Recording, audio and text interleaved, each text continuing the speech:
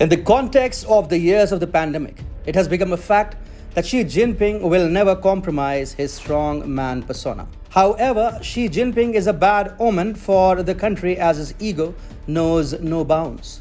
Due to his ever-increasing pride, he has made China lose all its allies, bringing down the economy, creating enemies, destabilizing the whole world order are among many reasons for which the world is angry at Beijing. All this has weakened China's decision-making machinery, and it has now started making highly pitiable decisions that bring out China's weakness in front of everyone. Now the realization is kicking in that they have been overexerting themselves, and with Japan taking a scarier foreign policy approach, China has started to show signs of how scared it is. Hi and welcome. This is TFI Global, the foreign affairs and geopolitical analysis arm of the TFI Media Group. I'm your host, Atul Mishra, and in this video, I will tell you how China has come to realize how scary Japan has actually become. Let's begin. Many actions have turned into a complete disaster for China under Xi Jinping.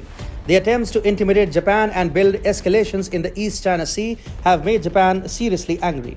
Now, in the face of Japan's vehement diplomatic offensive, Beijing has become so scared that it has now put North Korea on the task to distract Japan away from itself. As per the latest reports, North Korea on Sunday accused Japan of illegally intruding into its waters over which it exercises maritime rights and warned of possible strong countermeasures. Japan has been pursuing a stringent anti-channel line for quite some time now, and most recently it even committed to protecting Taiwan militarily if the need arises. Former Japanese Prime Minister Shinzo Abe earlier this month stressed the need to preserve a free Taiwan and prevent it from being turned into the next Hong Kong. Now, as China finds itself trapped by Japan's all-out offense, economic, diplomatic and international cooperation among others, it is trying to use North Korea as a diversion. According to news reports, the issue of Japan's maritime incursion into North Korean waters was discussed on Saturday in a conference which was attended by the Supreme People's Assembly's Standing Committee, the Korean People's Army's General Staff, the North Korean Foreign Ministry and the Ministry of Land and Environment Policies. Even though the report did not name particular incidents of Japanese encroachment in contested waters, it appears to be referring to the movements of Japanese fishing and Coast Guard vessels in locations where each country's exclusive economic zones overlap. North Korea has suddenly increased its offensive against Japan, and if one has even the tiniest understanding of the geopolitics of East Asia, then it is obvious that China has used North Korea as a diversion to deflect Japan's anger towards it. Beijing has now started to feel threatened by the change in policies that Japan has undertaken in context to its relations with China.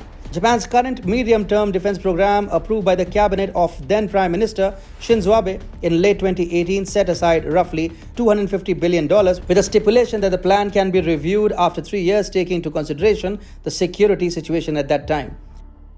As 3 years have passed, Prime Minister Yoshihide Suga is doing just that, reforming his country's medium-term defense program because of the immediate threat. China now poses to not just Japan, but across the East and the South China Sea, and of course in the Taiwan Strait. Japan has assumed the task of nipping China's misadventures in the bud. As per a recent report, sources say that Japan's defense ministry is looking to deploy Ground Self-Defense Force or the GSDF missile units with 500 or 600 personnel in the Ishigakijima Island in Okinawa Prefecture by the end of fiscal 2022.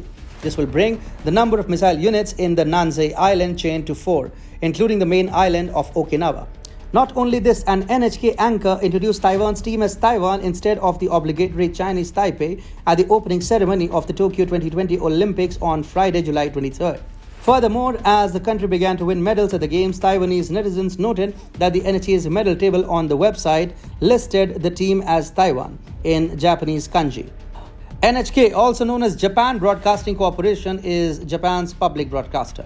As it has been earlier reported, Japanese authorities, which have become increasingly worried about China's determination to invade and forcibly reunify Taiwan, asked American officials to share US plans for defending Taiwan. According to the Financial Times, Japanese leaders apparently have resigned themselves to war in the event China invades Taiwan. China has been observing these developments and it has become highly scared of its opponent. Earlier, North Korea has specifically only contested with South Korea for some years, but the sudden diplomatic onslaught by Japan has made China use Pyongyang to engage with Japan. while it takes a breather. China has faced multiple small yet significant defeats by Japan, be it the issue with Taiwan or supporting diversification of supply chains, among others.